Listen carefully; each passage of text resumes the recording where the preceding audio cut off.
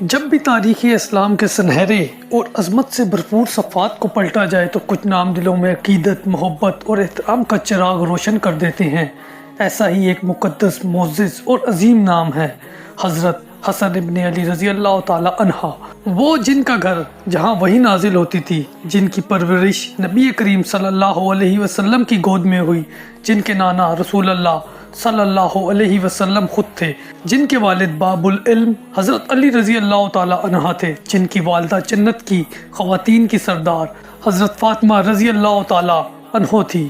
یہ وہ ہستی ہیں جن کے بارے میں نبی اکرم صلی اللہ علیہ وسلم نے فرمایا، جس کا مفہوم ہے حسن اور حسین جنتی نوجوانوں کے سردار ہیں۔ حضرت حسن رضی اللہ تعالی عنہ کی ولادت مدینہ منورہ میں 15 رمضان المبارک 3 ہجری کو ہوئی۔ جب نبی کریم صلی اللہ علیہ وسلم کو اطلاع ملی تو تشریف لائے، کان میں اذان دی اور ان کا نام، یہ اسلام میں پہلا موقع تھا کہ کسی بچے کا نام حسن رکھا گیا ہو۔ آپ کے نانا صلی اللہ علیہ وسلم نے ان سے بے پناہ محبت فرمائی، انہیں اپنے کندھوں پر بٹھاتے، کبھی زبان چسواتے، کبھی چومتے اور فرماتے، اے اللہ، میں حسن سے محبت کرتا ہوں، تو بھی اس سے محبت فرما۔ حضرت حسن رضی اللہ تعالی عنہ کا بچپن مسجد نبوی، وحی کے ماحول، قرآن کی گونج اور نبی کے سائے میں ہوا۔ ایک موقع پر نبی صلی اللہ علیہ وسلم خطبہ دے رہے تھے کہ حضرت حسن چلتے ہوئے ممبر کی طرف آئے۔ نبی کریم صلی اللہ علیہ وسلم خطبہ روک کر نیچے آئے اور حسن کو اٹھا کر سینے سے لگایا، پھر فرمایا، یہ میرا بیٹا ہے، یہ سردار ہے اور اللہ اس کے ذریعے 2 بڑی جماعتوں میں صلح کرائے گا۔ یہی وہ پیش گوئی تھی جو بعد میں صلح حسن کی بنیاد بنی۔ حضرت حسن رضی اللہ تعالی عنہ کی جوانی کا دور خلافت راشدہ کے عہد سے جڑا ہوا ہے۔ یہ وہ وقت تھا جب اسلام کا نظام خلافت مضبوط بنیادوں پر استوار ہو رہا تھا اور دنیا میں اسلام تیزی سے پھیل رہا تھا۔ حضرت حسن اس وقت ابھی جوان تھے، لیکن مدینہ میں ان کا عملی، روحانی اور خاندانی مقام بہت بلند تھا۔ حضرت ابو بکر صدیق رضی اللہ تعالی عنہ حضرت علی رضی اللہ تعالی عنہ سے گہری محبت رکھتے تھے اور اسی نسبت سے حضرت حسن رضی اللہ تعالی عنہ سے بھی شفقت فرماتے تھے۔ ایک روایت کے مطابق حضرت ابو بکر صدیق رضی اللہ تعالی عنہ نے فرمایا، جس کا مفہوم ہے، قسم ہے اس ذات کی جس کے ہاتھ میں میری جان ہے، نبی کریم صلی اللہ علیہ وسلم کے قرابت دار مجھے اپنے قرابت داروں سے زیادہ عزیز ہیں۔ یہی وجہ ہے کہ حضرت حسن کو خلافت کے تمام مشورتی حلقوں میں شامل کیا جاتا ہے اور ان کی تربیت اسلامی ریاست کے نظم و نسق سے آشنا کی جاتی۔ حضرت عمر رضی اللہ تعالی عنہ کی شخصیت عدل، نظم اور علمی عظمت کی پہچان تھی۔ ان کے دور خلافت میں حضرت حسن کو اہل علم، اہل شورا اور اہل بیت ہونے کے ناطے بہت عزت دی گئی۔ حضرت عمر رضی اللہ تعالی عنہ نے حکم دیا کہ حضرت حسن رضی اللہ تعالی عنہ اور حسین رضی اللہ تعالی عنہ کو بیت المال سے وہی وظیفہ دیا جائے گا جو بدر کے مجاہدین کو دیا جاتا تھا۔ جب لوگوں نے سوال کیا کہ یہ تو بچے ہیں، بدر میں شریک نہیں ہوئے، تو حضرت عمر رضی اللہ تعالی عنہ نے جواب دیا، ان کے والد بدر میں شریک ہوئے اور یہ نبی کے نواسے ہیں، یہ ان کی عظمت اور مقام کی ایک بہت بڑی دلیل ہے۔ اس کے علاوہ حضرت عمر رضی اللہ تعالی عنہ مشاورت میں حضرت حسن کو شامل کرتے۔ آپ اکثر فرمایا کرتے تھے، اگر علی موجود نہ ہو تو حسن اور حسین سے رائے لینا افضل ہے۔ حضرت عثمان رضی اللہ تعالی عنہ کے دور خلافت میں فتوحات کا دائرہ بہت وسیع ہو چکا تھا اور مدینہ منورہ میں بعض فتنوں نے سر اٹھانا شروع کر دیا تھا۔ اس نازک وقت میں حضرت حسن رضی اللہ تعالی عنہ نے سیاسی حکمت، دانش مندی اور اعتدال سے کام لیا۔ آپ نے فتنہ پھیلانے والے عناصر کو سمجھایا اور لوگوں کو فتنے سے باز رہنے کی تلقین کی۔ جب باغیوں نے مدینے کا گھیراؤ کیا تو حضرت حسن، حضرت علی اور حضرت حسین نے حضرت عثمان کی حفاظت کے لیے پہرا دینا شروع کر دیا۔ حضرت علی نے اپنے بیٹوں کو سختی سے کہا، اگر عثمان کو کچھ ہوا تو کل قیامت کے دن تم میرے سامنے جواب دہ ہوگے۔ چنانچہ حضرت حسن دن رات دروازے پر پہرا دیتے رہے۔ یہ واقعہ حضرت حسن کے جذبہ وفاداری، اتحاد امت اور خلفائے راشدین کے لیے احترام کا روشن ثبوت ہے۔ خلافت راشدہ کے ہر دور میں حضرت حسن رضی اللہ تعالی عنہ کو علم، فقہ، سیرت اور قیادت کے شعبوں میں ممتاز مقام حاصل رہا۔ ان کی قرآن فہمی لاجواب تھی۔ آپ نبی صلی اللہ علیہ وسلم کے اقوال کے راوی بھی تھے۔ کئی موقع پر خلفاء نے ان سے دینی مشورے لیے۔ حضرت عمر نے اپنی مشاورتی کمیٹی یعنی شورا میں حضرت حسن رضی اللہ تعالی عنہ کو شامل رکھا۔ حالانکہ وہ عمر کے اعتبار سے نسبتاً کم تھے، لیکن ان کے علم، عقل، نسب اور تقوی کی بنیاد پر انہیں برابر مقام دیا گیا۔ خلافت راشدہ کے دور میں ایک طرف فتوحات تھی تو دوسری طرف اندرونی چیلنجز بڑھنے لگے تھے۔ حضرت حسن رضی اللہ تعالی عنہ نے ہمیشہ اصلاح اور وحدت کے داعی رہے۔ ان کے بیانات، مشورے اور ذاتی کردار اس بات کا ثبوت تھے کہ وہ امت کو تقسیم نہیں جوڑنے والے ہیں۔ خلافت راشدہ کے پورے دور میں حضرت حسن ابن علی رضی اللہ تعالی عنہ نے وفاداری کا اعلیٰ نمونہ پیش کیا، علمی اور سیاسی بالغ نظری کا ثبوت دیا، اہل بیت اور خلافت کے درمیان اتحاد قائم رکھا، صحابہ کرام کے ساتھ بھرپور تعلقات نبھائے، فتنہ پردازوں کے خلاف خاموش مگر حکمت آمیز جدوجہد کی۔ ان کے کردار کی یہی بنیاد تھی کہ بعد میں جب وہ خلیفہ بنے تو امت کو ٹوٹنے سے بچانے کا عظیم فیصلہ کر سکے۔ حضرت علی رضی اللہ تعالی عنہ کے خلیفہ بننے کے بعد حضرت حسن رضی اللہ تعالی عنہ نے جنگ جمل اور جنگ صفین میں اہم کردار ادا کیا۔ آپ نہ صرف سپہ سالار بنے بلکہ والد کے مشیر، مددگار اور داعی امن بھی رہے۔ جنگ صفین میں جب فتنہ بڑھا حضرت حسن بار بار لوگوں کو امن کی طرف بلاتے رہے۔ اسی دور میں آپ نے حضرت علی رضی اللہ تعالی عنہ کے ساتھ کوفے کو دارالخلافہ بنانے میں اہم کردار ادا کیا۔ 40 ہجری میں کوفے میں مسجد کے اندر فجر کی نماز کے دوران حضرت علی رضی اللہ تعالی عنہ پر خوارج کے ایک شخص عبد الرحمن بن ملجم نے قاتلانہ حملہ کیا۔ زخم شدید تھا اور چند روز بعد حضرت علی رضی اللہ تعالی عنہ شہید ہو گئے۔ امت سوگ میں ڈوب گئی۔ حضرت علی رضی اللہ تعالی عنہ کے بعد خلافت کا سوال اٹھا۔ اہل کوفہ، بصرہ، یمن اور عراق کے دیگر علاقوں کے لوگ حضرت حسن رضی اللہ تعالی عنہ کی بیعت کے لیے جمع ہو گئے۔ حضرت حسن رضی اللہ تعالی عنہ کی خلافت کی بیعت کوفے میں ایک عظیم اجتماع میں ہوئی۔ تقریباً 40,000 سے زائد مسلمانوں نے ان کی بیعت کی۔ یہ بیعت اسلامی خلافت کی شرعی، قانونی اور عوامی بنیادوں پر ہوئی۔ حضرت حسن رضی اللہ تعالی عنہ نے خطبہ دیا، میں خلافت کا طالب نہیں مگر امت کا اتحاد ضروری ہے۔ اگر میرے ذریعے امت میں امن قائم ہو سکتا ہے تو میں اپنی جان، مال، منصب سب قربان کر دوں گا۔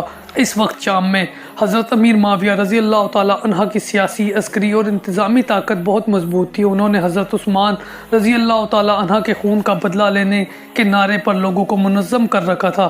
حضرت معاویہ رضی اللہ تعالی عنہ خلیفہ نہیں تھے لیکن وہ ایک مؤثر گورنر اور صحابی رسول تھے۔ انہوں نے حضرت حسن رضی اللہ تعالی عنہ کو خط لکھا، اگر تم خلافت چھوڑ دو تو میں تمہاری تمام شرائط قبول کروں گا۔ میں خون ریزی نہیں چاہتا، امت کی بہتری چاہتا ہوں۔ حضرت حسن رضی اللہ تعالی عنہ نے اپنے مشیروں سے مشورہ کیا۔ ادھر حضرت حسن رضی اللہ تعالی عنہ نے کوفے سے 12,000 افراد کی فوج تیار کی اور مدائن کے مقام پر قیام کیا تاکہ حضرت معاویہ رضی اللہ تعالی عنہ سے مقابلہ کیا جا سکے۔ لیکن حضرت حسن نے دیکھا کہ ان کی فوج میں اتحاد نہیں۔ بعض قبائل پیسے لے کر حضرت امیر معاویہ کی طرف مائل ہو گئے ہیں۔ ایک موقع پر حضرت حسن پر قاتلانہ حملہ بھی کیا گیا اور وہ زخمی ہو گئے۔ حضرت حسن نے اس وقت فرمایا، میں ایسے لوگوں کے ساتھ جنگ نہیں کر سکتا جو خود میرے خلاف خنجر نکال لیں۔ یہ حضرت حسن کی دور اندیشی، فراست اور امت کی وحدت کی طرف توجہ تھی۔ بالآخر حضرت حسن نے جنگ کے بجائے صلح کو ترجیح دی۔ حضرت امیر معاویہ رضی اللہ تعالی عنہ نے صلح کے لیے کچھ شرائط تسلیم کی جن میں مختلف باتیں شامل تھی۔ حضرت امیر معاویہ خلافت کے صرف ظاہری امور سنبھالیں گے جبکہ شریعت کی مکمل پاسداری لازمی ہوگی۔ حضرت حسن یا حسین کی شہادت یا وفات کے بعد خلافت دوبارہ اہل بیت کو لوٹائی جائے گی۔ حضرت علی کے چاہنے والوں پر ظلم یا انتقام نہیں لیا جائے گا۔ حضرت امیر معاویہ کسی کو اپنا جانشین نامزد نہیں کریں گے۔ بیت المال میں اہل عراق کا حق ادا کیا جائے گا۔ صلح کے بعد مسلمانوں کے درمیان خون ریزی مکمل بند ہوگی۔ 41 ہجری میں حضرت حسن رضی اللہ تعالی عنہ نے باضابطہ طور پر خلافت چھوڑنے کا اعلان کیا اور حضرت امیر معاویہ رضی اللہ تعالی عنہ کے ہاتھ پر بیعت کر لی۔ یہ اعلان نخیلہ کے میدان میں ہوا جہاں ہزاروں مسلمانوں کے سامنے حضرت حسن رضی اللہ تعالی عنہ نے فرمایا، اے لوگو، اگر خلافت میرا حق ہے تو میں اسے امت کی بہتری کے لیے چھوڑتا ہوں، اور اگر یہ حق نہ بھی ہو تو میں جھگڑا نہیں کرنا چاہتا۔ اسلام خون سے نہیں امن سے پھیلتا ہے۔ اس واقعے کے بعد نبی کریم صلی اللہ علیہ وسلم کی پیش گوئی سچ ثابت ہوئی جس کا مفہوم ہے میرا بیٹا حسن سردار ہے، اللہ اس کے ذریعے دو بڑی جماعتوں کے درمیان صلح کرائے گا۔ حضرت امیر معاویہ رضی اللہ تعالی عنہ نے حضرت حسن کے ساتھ مکمل عزت و احترام کا سلوک کیا۔ ان کے لیے بیت المال سے سالانہ 10 لاکھ درہم مقرر کیے، ان کے مشوروں کو اہمیت دی، اپنے دربار میں ان کو خاص مقام دیا۔ یہ ثابت کرتا ہے کہ صلح کسی کمزوری یا سیاسی چال نہیں تھی بلکہ حکمت، فہم اور دین کی سربلندی کے لیے تھی۔ صلح حسن محمد صلی اللہ علیہ وسلم پر جو اثرات تھے ان میں سب سے پہلے اسلامی خون کے بہنے کو روکا، خلافت کو انتشار سے بچایا، صحابہ کرام کے درمیان ممکنہ جنگ کو ٹال دیا، امت میں فتنوں کا دروازہ بند کیا، نبی کریم صلی اللہ علیہ وسلم کی سنت کو زندہ کیا۔ اس لیے 41 ہجری کو امت کا وہ سال کہا گیا ہے جب پہلی بار تمام مسلمان ایک خلیفہ پر متحد ہوئے۔ صلاح حسن تاریخ اسلام کا ایسا واقعہ ہے جس نے ہمیں سکھایا حکمت، قربانی، صبر اور اخلاق جنگ سے کہیں بہتر ہے۔ حضرت حسن رضی اللہ تعالی عنہ نے دنیاوی اقتدار کو چھوڑا لیکن امت کی وحدت کو بچا لیا۔ حضرت حسن رضی اللہ تعالی عنہ اہل بیت میں ہونے کے ساتھ ساتھ خود بھی ایک جلیل القدر تابعی، محدث اور عالم دین تھے۔ ان کا صحابہ اکرام کے ساتھ تعلقات کا دائرہ صرف احترام تک محدود نہیں تھا بلکہ یہ تعلقات دو طرفہ مشورے، محبت، علم اور دین کی خدمت پر مبنی تھے۔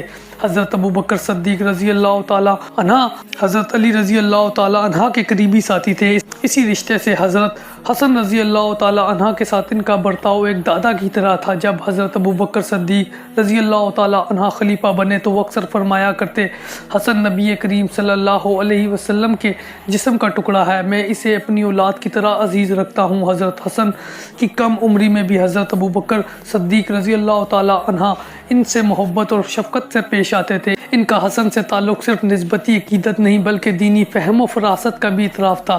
حضرت عمر بن خطاب رضی اللہ تعالی عنہ حضرت حسن رضی اللہ تعالی عنہ کو نہایت عزت و محبت دیتے۔ وہ انہیں ریاستی مشوروں میں بھی شامل کرتے اور کہا کرتے یہ نبی کے نواسے ہیں، ان کی رائے میں نور ہے۔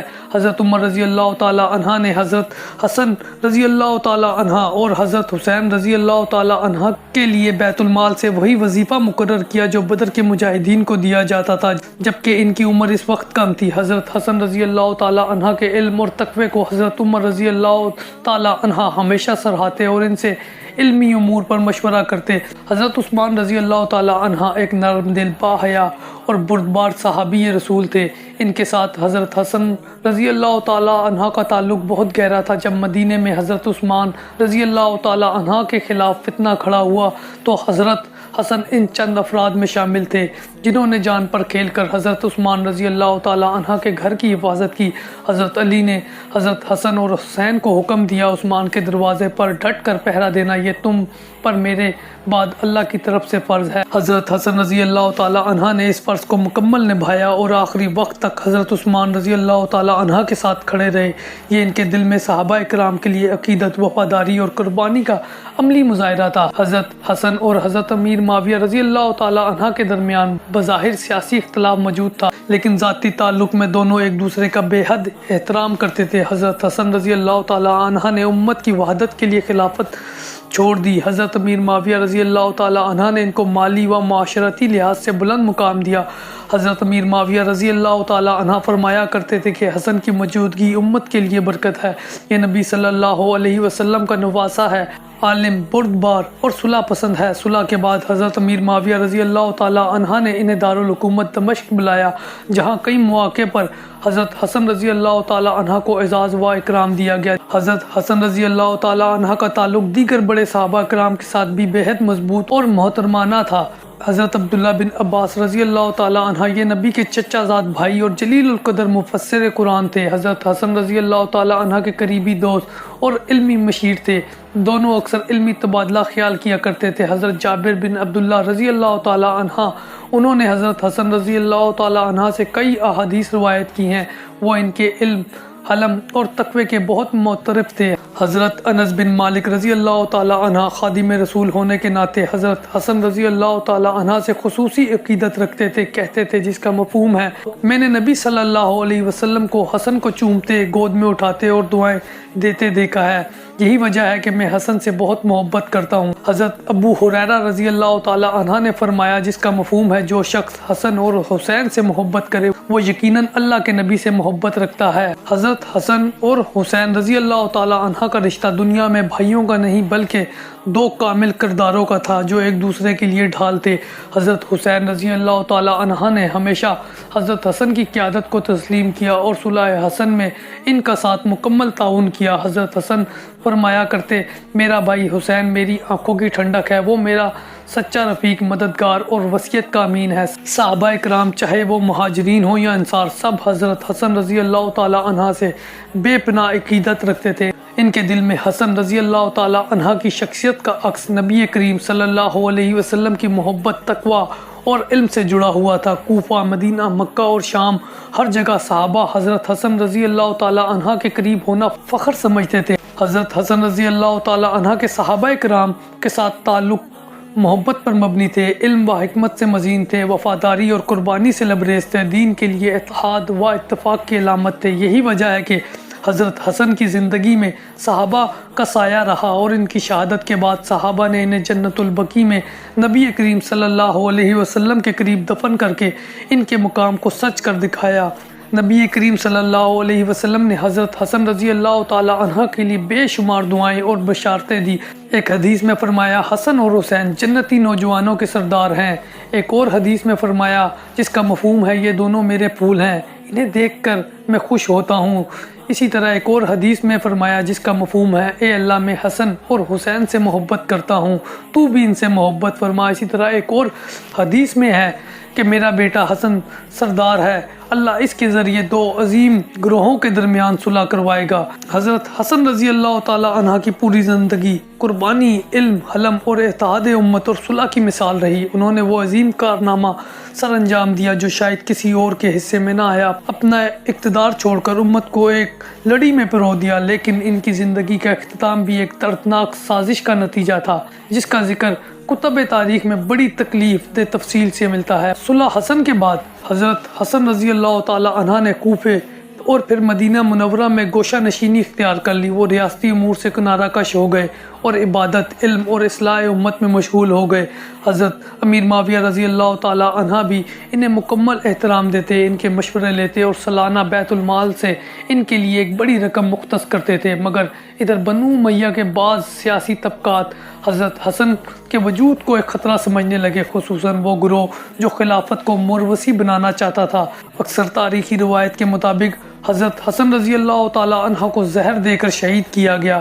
امام ابن سعد، طبری، ابن کثیر اور علامہ ذہبی نے ذکر کیا ہے کہ حضرت حسن رضی اللہ تعالی عنہ کی ایک زوجہ کو حضرت امیر معاویہ رضی اللہ تعالی عنہ کے بعض لوگوں نے دولت، جائیداد یا شادی کے وعدے پر آمادہ کیا کہ وہ حضرت حسن رضی اللہ تعالی عنہ کو کھانے یا دعا میں زہر دیں۔